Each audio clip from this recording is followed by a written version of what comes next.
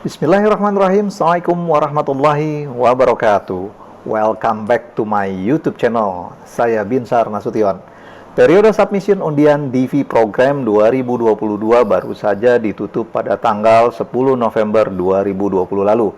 Dan hasil undiannya baru akan diumumkan pada tanggal 8 Mei 2021 yang akan datang.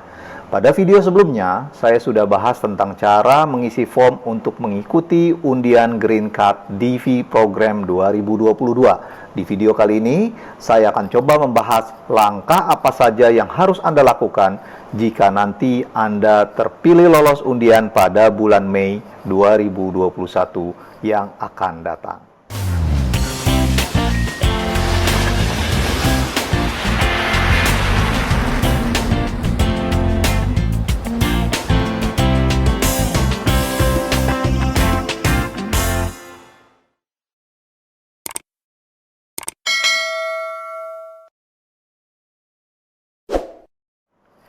Sebelumnya saya ucapkan selamat buat Anda yang sudah berhasil mengirimkan data untuk mengikuti undian Green Card DV Program 2022 lalu.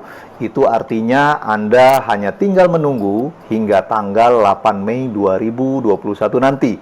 Baru kemudian membuka kembali situs dvprogram.state.gov atau situs yang sama saat Anda mengirimkan data kemarin untuk mengetahui hasil undiannya.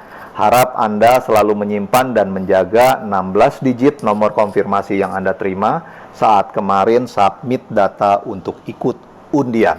Karena nomor itu dibutuhkan untuk memeriksa apakah Anda lolos undian atau tidak nantinya. Pada bulan Oktober tahun 2019 lalu, saya mengikuti undian Green Card DV Program 2021 yang pengumumannya sudah bisa dilihat sejak bulan Juni 2020 lalu. Dari 4 undian yang diajukan, alhamdulillah 2 diantaranya terpilih lolos undian. Saya akan coba share apa saja proses yang harus dilakukan ketika Anda terpilih lolos undian Green Card Amerika Serikat. Silakan Anda mulai membuka situs dvprogram.state.gov, yaitu situs yang sama dengan ketika Anda mengirimkan data undian. Tombol link untuk bikin entry sudah tidak bisa Anda gunakan lagi seperti saat kemarin di bulan Oktober. Tombol cek status ini saat ini hanya bisa digunakan untuk mengecek status undian peserta DV 2021 yang mengirimkan data pada bulan Oktober 2019 lalu. Periode yang diberikan untuk memeriksa status undian sekaligus melengkapi dokumen bagi para peserta DV 2021 yang lolos bisa dilakukan sampai dengan bulan September 2021. Tapi tentunya semakin cepat Anda memeriksa dan mengirimkan dokumen tambahan yang diminta, yaitu sejak diumumkan pada bulan Mei atau Juni lalu, maka itu akan lebih baik. Sedangkan para peserta program DV 2022 yang bulan Oktober 2020 kemarin mengirimkan data untuk mengikuti undian, baru bisa memeriksa status undiannya setelah tanggal 8 Mei yang akan datang. Saya akan coba perlihatkan tampilan jika nomor konfirmasi Anda dinyatakan tidak lolos undian. Data yang dibutuhkan untuk memeriksa hasil undian adalah nomor konfirmasi, nama akhir, tahun kelahiran, dan autentifikasi yang membuktikan kalau Anda bukan robot. Nah, ini adalah tampilan pada website jika nomor konfirmasi Anda dinyatakan tidak lolos undian. Based on the information provided, the entry has not been selected. Sekarang saya akan coba perlihatkan bagaimana tampilan jika Anda terpilih dalam undian. Sama seperti tadi, Anda juga akan dimintakan nomor konfirmasi, nama akhir, tahun kelahiran, dan seperti biasa kode autentifikasi yang membuktikan kalau Anda bukan robot. Dan jika Anda lolos, maka tampilannya adalah sebuah surat yang dikirimkan oleh Kentucky Consular Center atau KCC di Amerika Serikat. Dalam surat ini dituliskan kalau Anda telah terpilih secara acak untuk mengikuti proses lebih lanjut dalam program Diversity Visa atau Green Card untuk tahun fiskal 2021. Untuk Anda yang mengisi form undian Oktober 2020 lalu, berarti nanti tahun fiskalnya di sini akan tertulis 2022. Dengan kata lain, visa Anda akan dikeluarkan oleh kedutaan pada tahun 2022. Diberitahukan juga kalau terpilihnya nomor Anda ini belum menjamin Anda lolos karena jumlah yang terpilih itu lebih besar dibandingkan dengan kuota yang disediakan. Dan itu bisa dilihat dari case number yang Anda peroleh saat hasil undian. Ini adalah case number-nya. 4 digit pertama merupakan tahun fiskal dari DV program yang diikuti. 2 digit berikutnya adalah asal kepesertaan Anda. Jika AS berarti dari Asia, jika AF berarti dari Afrika, EU berarti dari Eropa, dan seterusnya. Sedangkan 8 digit terakhir merupakan nomor urut hasil undian untuk dijadwalkan interview. Abaikan angka 00 di depan nomor ini. Sehingga kalau case number-nya tertulis di sini 2021 AS 0004.000, itu artinya case number Anda adalah 2021 AS 4000. Kalau tertulis 10.000 sekian, itu artinya nomor case Anda adalah 2021 AS 10.000 sekian. Dan digit terakhir tersebut menunjukkan nomor urut jadwal wawancara. Sebagai contoh, program DV 2020 yang terpilih secara acak adalah sebesar 84.000 peserta. Artinya akan ada 84.000 case number yang diterbitkan. Sementara untuk jadwal interview wilayah Asia program DV 2020 itu hanya terbatas sampai nomor case 18 ribuan. Kita coba lihat statistiknya. Ini adalah rekapitulasi jadwal interview setiap tahunnya. Jadwal interview ini bisa Anda lihat melalui visa bulletin yang dibuat oleh pemerintah Amerika Serikat melalui situs resminya. Untuk program DV 2020 hanya 18.450 case number yang dijadwalkan, yaitu pada bulan Oktober sampai dengan case number 1.300, pada bulan November sampai dengan case number 3.500, pada bulan Desember sampai dengan case number 6.000, Januari sampai dengan 8.000, dan seterusnya. Terakhir di bulan Mei sampai dengan case number 18.450. Artinya, case number berikutnya mungkin akan dipanggil jika kuota masih ada atau case number kecil ada yang tidak lolos pada bulan Juni, Juli, Agustus, September ini atau pada periode current. Bahkan untuk 2019 dan 2018 lalu, case number yang diproses lebih lanjut hanya sampai dengan nomor 10 ribuan. Artinya, untuk Anda yang lolos undian tapi mendapatkan case number besar, itu hanya bisa berharap dipanggil saat memasuki jadwal current jika masih ada tersisa kuota setelah peserta case number kecil selesai interview. Setelah mengetahui dan menerima pemberitahuan kalau Anda dinyatakan lolos, maka proses selanjutnya bisa Anda lihat melalui situs dvselectee.state.gov atau klik link yang ada dalam surat pemberitahuan ini. Ini adalah urutan proses-proses yang harus Anda lalui.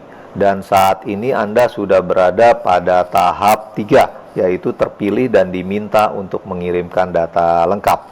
Langkah berikutnya adalah memastikan ulang apakah kualifikasi Anda sudah sesuai dan berhak mengikuti program Green Card ini, yaitu minimal pendidikan Anda adalah SMA atau memiliki pengalaman kerja lebih dari 2 tahun dalam 5 tahun terakhir. Kalau tidak ada masalah dengan ini, maka Anda bisa langsung melanjut ke step kelima, di mana Anda diminta untuk melengkapi form DS 260, yang mana formnya sendiri bisa dibuka melalui link yang disediakan. Ini linknya. Anda akan menemukan ada beberapa form isian di sini, maka bisa dipilih yang DS260 ini. Untuk membuka form DS260, Anda diminta untuk mengisi case number.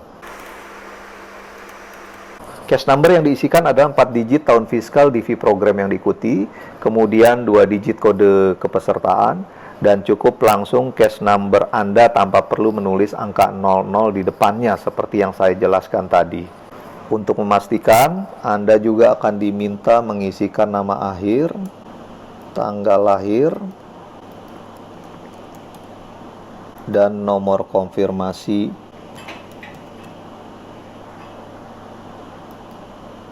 serta seperti biasa autentifikasi untuk membuktikan kalau Anda bukan robot. Dan Anda akan menemukan daftar nama aplikan yang pernah Anda kirimkan saat dulu mengikuti undian. Jika saat ini sudah ada penambahan anggota keluarga dari sebelumnya ketika Anda mengirimkan data undian, maka Anda bisa add applicant di sini. Sebagai contoh, saat mengirimkan data undian di bulan Oktober lalu, Anda belum menikah. Dan begitu diumumkan lolos undian, ternyata status Anda berubah sudah menikah. Maka istri Anda yang baru resmi Anda nikahkan tersebut bisa ditambahkan datanya dengan add applicant ini.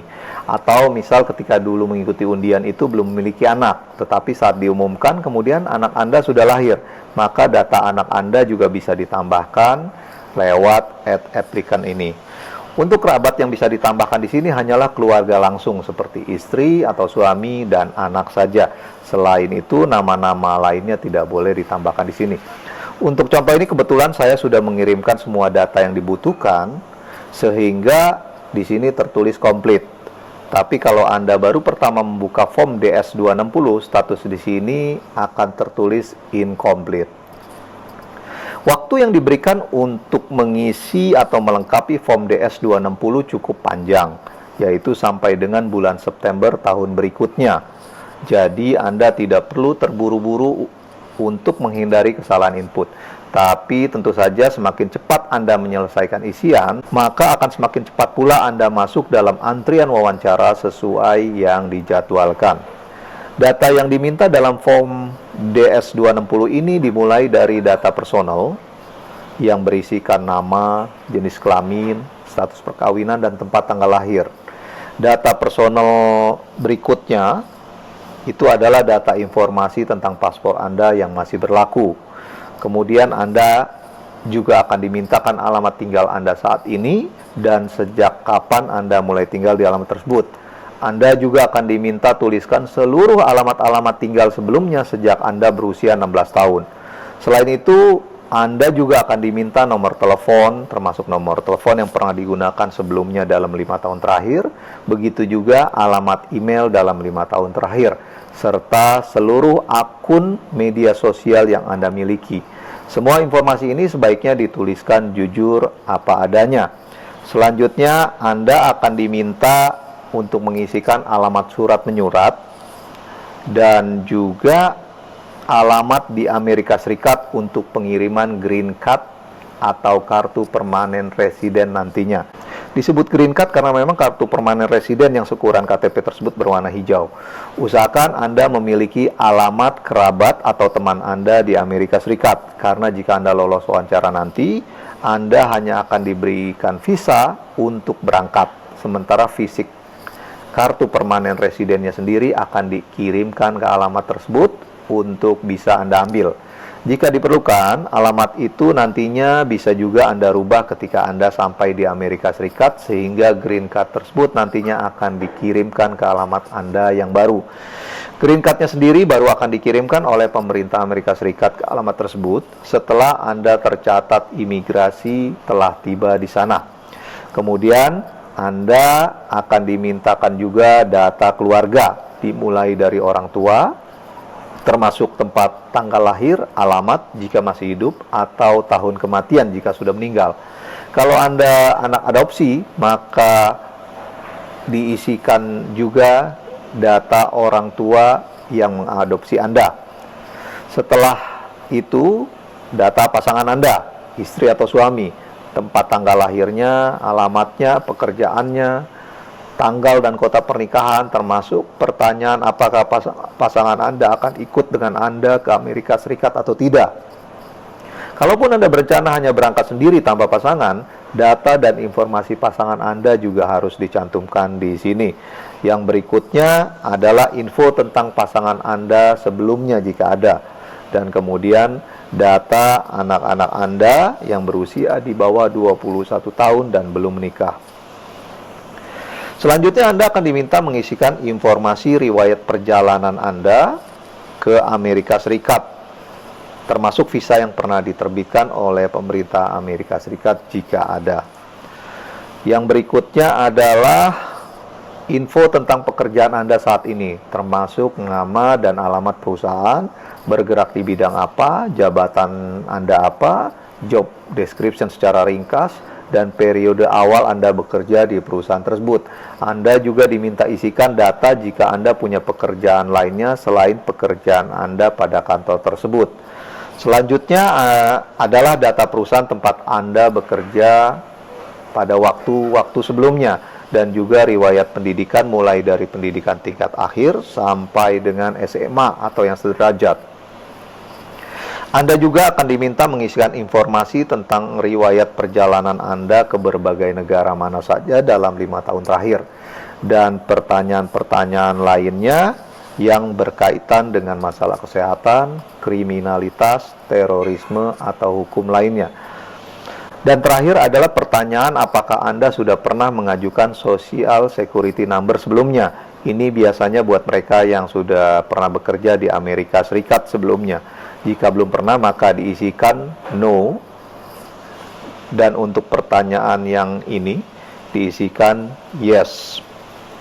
Artinya Anda bersedia untuk diberikan security number. Karena Anda akan butuh Social Security Number ini ketika Anda membuka rekening di Bank Amerika Serikat nantinya saat Anda tiba di sana. Anda juga bisa menyimpan data ini, data-data yang sudah diisikan ini kapanpun, dan melanjutkannya nanti di hari-hari berikutnya. Sesudah informasi terisi dengan lengkap dan benar, Anda bisa melakukan review ulang semua isian tersebut dan mengeditnya jika perlu dibetulkan.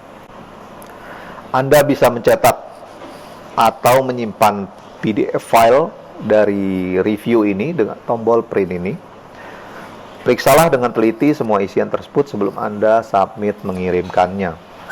Selanjutnya, Anda akan diminta untuk memasukkan lokasi interview. Dan terakhir adalah tanda tangan digital. Dan submit data Anda dengan menggunakan konfirmasi ini. Ini adalah lembar konfirmasi yang akan Anda dapatkan nantinya. Cetak dan simpan lembar konfirmasi ini karena ini akan dibawa saat proses interview nanti. Lebih baik proses konfirmasi dilakukan setelah data Anda dan data seluruh anggota keluarga yang akan berangkat selesai terisi dengan lengkap dan benar, sehingga konfirmasi bisa dilakukan sekaligus dalam satu waktu yang berdekatan. Jika Anda ingin mengisikan informasi tentang data anggota keluarga Anda yang lainnya, bisa pilih tombol home ini. Dan proses berikutnya sama seperti pengisian data untuk Anda pribadi tadi melalui link data yang masih incomplete di sini. Diberikan waktu yang cukup panjang untuk mengisi form DS-260 ini, sehingga Anda bisa menyimpan sementara data yang sudah terisi untuk dilanjutkan sewaktu-waktu. Selanjutnya, Anda hanya tinggal menunggu email pemberitahuan dari KCC yang akan meminta Anda untuk mengirimkan file scan dokumen dengan terjemahannya ke dalam bahasa Inggris. Email yang pertama kali dikirim oleh KCC biasanya bisa Anda terima dalam 1-2 hari atau bisa juga 6-8 minggu setelah Anda submit konfirmasi DS-260 tadi. Tergantung kebutuhan dari KCC dan besar kecilnya case number yang Anda punya. Isi email kurang lebih seperti ini. Dalam email ini Anda akan diminta mengirimkan scan file dokumen pelengkap, karena Anda baru akan dijadwalkan interview jika file scan dokumen yang diminta sudah dikirimkan lengkap. Semua file scan dokumen yang nanti Anda kirimkan harus diberi nama file dengan format yang standar, yaitu case number Anda, kemudian underscore atau garis bawah, dan dilanjutkan dengan nama aplikan. Jika file itu adalah data dokumen Anda, maka tulis nama Anda dengan underscore atau garis bawah sebagai pengganti spasi. Jika itu data dokumen istri, maka ditulis nama istri. Setelah itu underscore lagi dan terakhir nama dokumennya. Misalkan seperti ini, 2021 AF 0093 8653 underscore John underscore Doe underscore paspor. Kali ini angka 000 yang di depan case number ini dituliskan lengkap. Dokumen standar yang biasanya dimintakan adalah scan halaman data pribadi paspor Anda, scan akte lahir berikut terjemahannya, scan akte nikah berikut terjemahannya, scan surat cerai berikut terjemahannya jika ada, scan catatan militer jika punya, dan scan surat keterangan kepolisian. Jika Anda berusia lebih dari 16 tahun dan saat ini tinggal selama lebih dari 6 bulan di negara yang berbeda dengan negara kebangsaan Anda, maka surat kepolisiannya dimintakan ke negara Anda tinggal.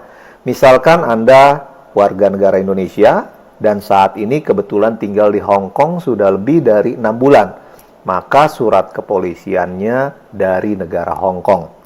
Jika Anda pernah tinggal selama 12 bulan atau lebih setelah usia 16 tahun di satu negara yang bukan negara kebangsaan Anda, maka surat kepolisian dimintakan kepada negara di mana Anda pernah tinggal tersebut. Jika Anda pernah ditahan, maka surat kepolisian diminta kepada negara di mana Anda pernah ditahan.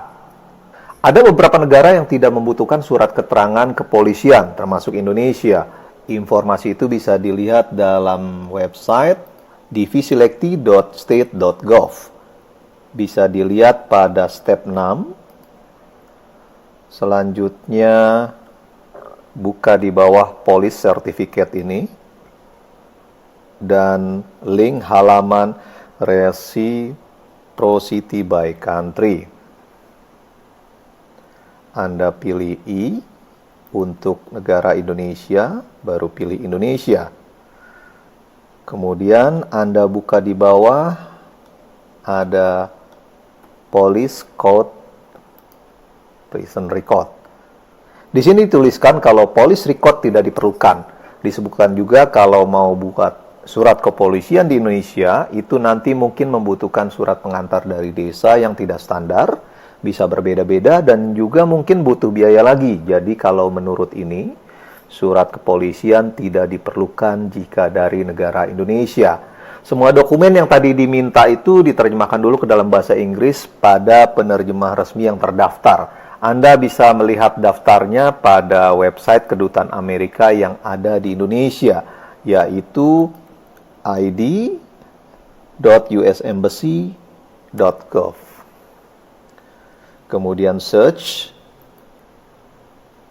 dengan kata kunci Swan Translator.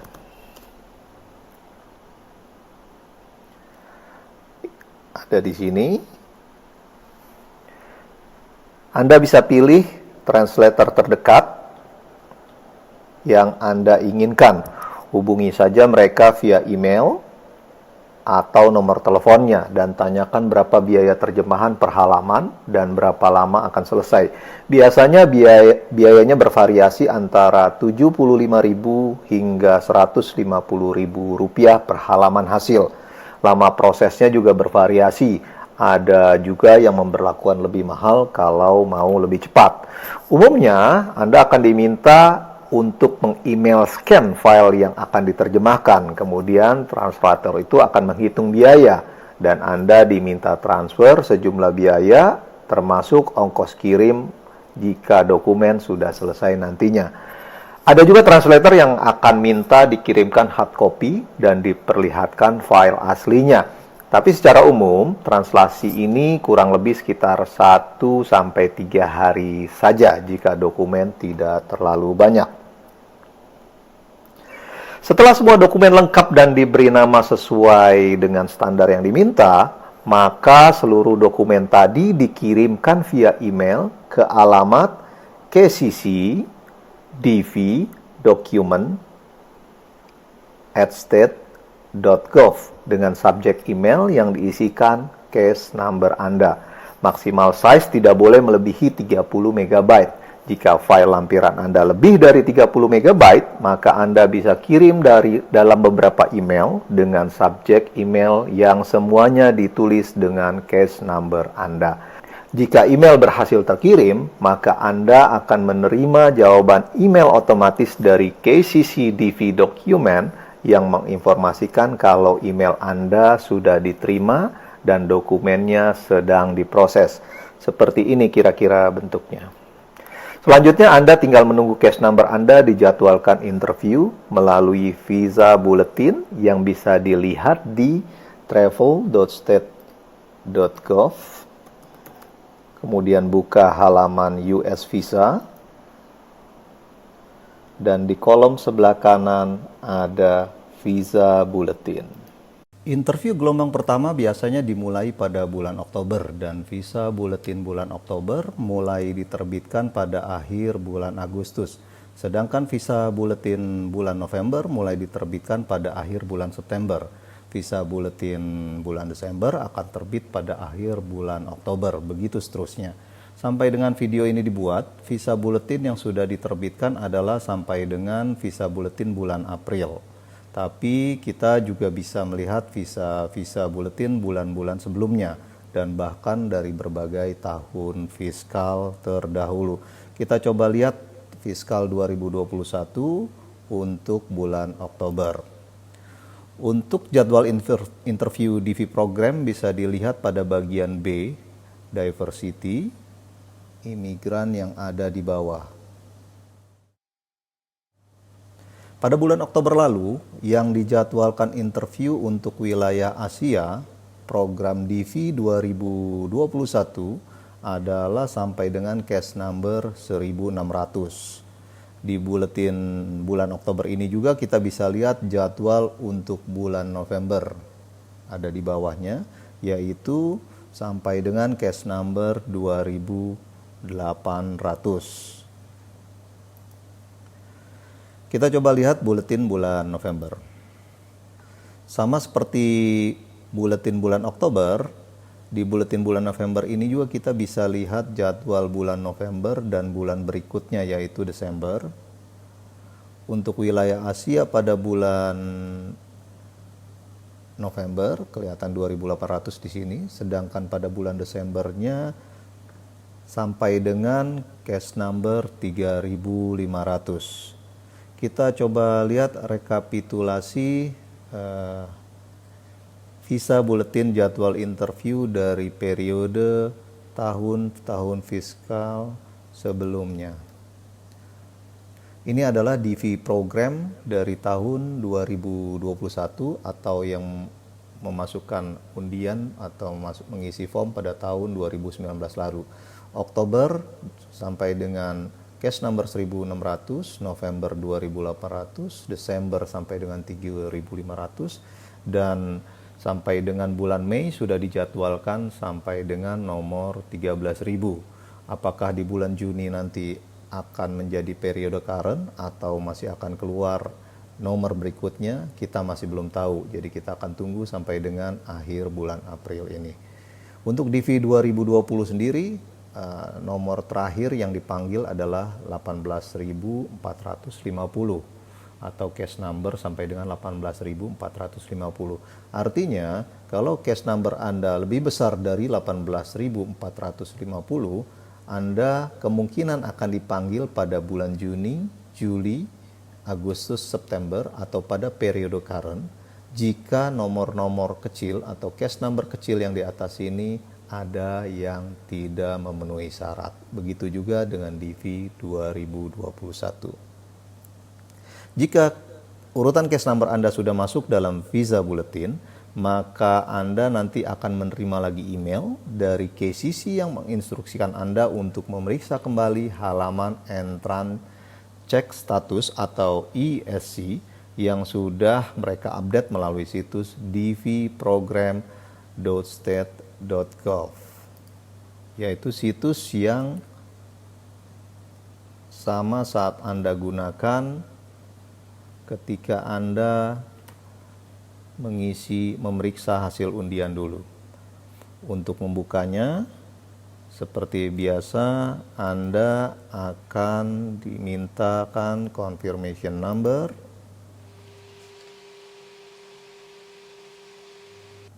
kemudian nama akhir, tahun kelahiran,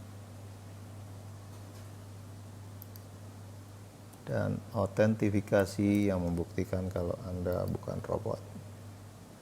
Kali ini Anda akan melihat isi surat yang berbeda dengan sebelumnya. Kalau sebelumnya pada halaman ini Anda mendapatkan surat pemberitahuan jika Anda telah terpilih secara acak dalam undian dan mendapatkan case number. Namun pada surat kali ini Anda akan menerima pemberitahuan tentang tanggal, waktu, dan lokasi interview. Ini jadwal interview yang ditentukan. Surat pemberitaan kedua ini dikenal dengan istilah 2NL, kependekan dari Second Notification Letter. Sedangkan surat yang sebelumnya yang menginformasikan kalau Anda telah terpilih undian secara acak disebut dengan First NL atau First Notification Letter. Setelah ini Anda bisa membuat janji untuk lakukan tes kesehatan di Rumah Sakit Premier Bintaro Jakarta oleh dokter yang terakreditasi pada Konsulat Jenderal yang daftarnya bisa dilihat di dvselect.state.gov.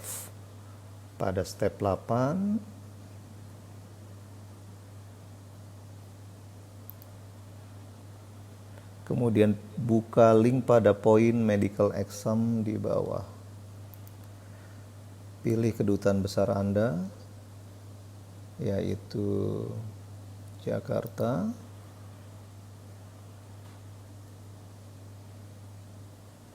Dan di bawah Anda bisa lihat instruksi untuk melakukan tes kesehatan termasuk daftar dokter yang terakreditasi. Selain dari daftar dokter ini, hasil tes kesehatan Anda tidak akan disetujui oleh kedutaan. Anda bisa membuat janji medical check-up ke pihak Rumah Sakit Premier Bintaro dan menginformasikan untuk tujuan pengajuan green card. Pastikan bahwa Anda nantinya akan diperiksa oleh salah satu dari ketiga dokter ini. Hasil tes kesehatan atau medical check-up atau MCU akan dikirimkan langsung oleh rumah sakit ke kedutaan selambat-lambatnya 10 hari sejak tanggal MCU. Sehingga sebaiknya Anda paling telat harus sudah melakukan MCU pada 10 hari sebelum jadwal interview. Lebih cepat tentunya akan lebih baik. Hasil MCU tersebut hanya akan berlaku untuk 6 bulan saja. Oleh karenanya Anda juga harus sudah tiba di Amerika Serikat selambat-lambatnya 6 bulan setelah MCU jika lolos interview untuk menghindari masalah di imigrasi Amerika Serikat nantinya. Syarat untuk proses MCU ini antara lain membawa paspor asli, print out lembar konfirmasi DS-260, kondisi Anda harus sehat, tidak demam, tidak batuk, tidak pilek, 5 lembar pas foto ukuran 3x4, tidak dalam masa haid, tidak dalam pengobatan TBC, membawa catatan obat-obatan yang dikonsumsi, membawa kacamata jika Anda berkacamata, riwayat vaksin jika ada, dan Anda juga tidak perlu berpuasa sebelum MCU.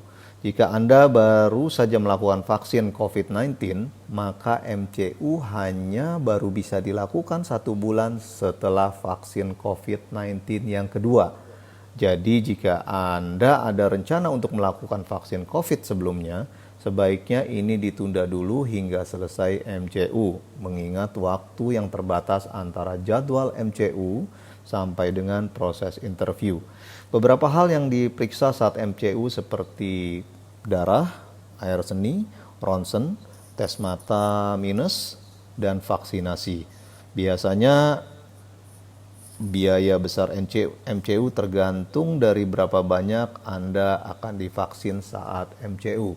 Kebanyakan orang-orang yang dalam setahun terakhirnya tidak ada riwayat vaksin, itu akan menerima 4 jenis vaksin saat MCU, yaitu vaksin tetanus, campak rubella, chickenpox atau cacar air, dan influenza. Biaya MCU dengan 4 vaksin ini berkisar antara 4 jutaan per orang. Tapi jika dokter meminta untuk pemeriksaan lebih lanjut, maka mungkin biayanya kurang lebih sekitar 5 jutaan per orang. Biaya ini harus Anda bayarkan sendiri saat ke rumah sakit ketika MCU. Setelah MCU, Anda sebaiknya mulai mempersiapkan dokumen yang akan dibawa untuk interview nantinya, seperti NL2 atau second NL, lembar konfirmasi DS260, paspor yang masih berlaku minimal 6 bulan sejak rencana kedatangan Anda ke Amerika Serikat nantinya, semua dokumen asli yang file scan-nya pernah diminta oleh KCC dulu, dan 1 set fotokopi untuk dokumen yang belum sempat dikirimkan, 2 buah foto visa, dokumen yang membutuhkan latar belakang pendidikan atau pengalaman kerja Anda, dokumen adopsi anak jika ada. Semua dokumen yang tidak berbahasa Inggris harus diterjemahkan ke penerjemah tersumpah. Semua dokumen tersebut dibawa ke kedutaan pada hari interview. Biaya visa yang harus Anda persiapkan adalah sebesar $330 per orang yang akan dibayarkan saat proses interview nanti di kedutaan. Kalau Anda dinyatakan lolos, maka pihak kedutaan akan memberikan visa dan amplop tersegel yang harus Anda berikan ke imigrasi saat memasuki Amerika Serikat nantinya. Kartu green card-nya sendiri baru akan dikirim kepada Anda sesuai alamat di Amerika yang pernah Anda tulis pada form DS260. Kalau ingin merubah alamat tersebut, Anda bisa informasikan ke pihak imigrasi saat Anda menyerahkan amplop tersegel tadi. Semoga Anda juga termasuk orang yang beruntung lolos undian green card yang akan diumumkan pada bulan Mei yang akan datang. Dan semoga informasi ini bermanfaat bagi Anda. Jangan lupa subscribe. Assalamualaikum warahmatullahi wabarakatuh.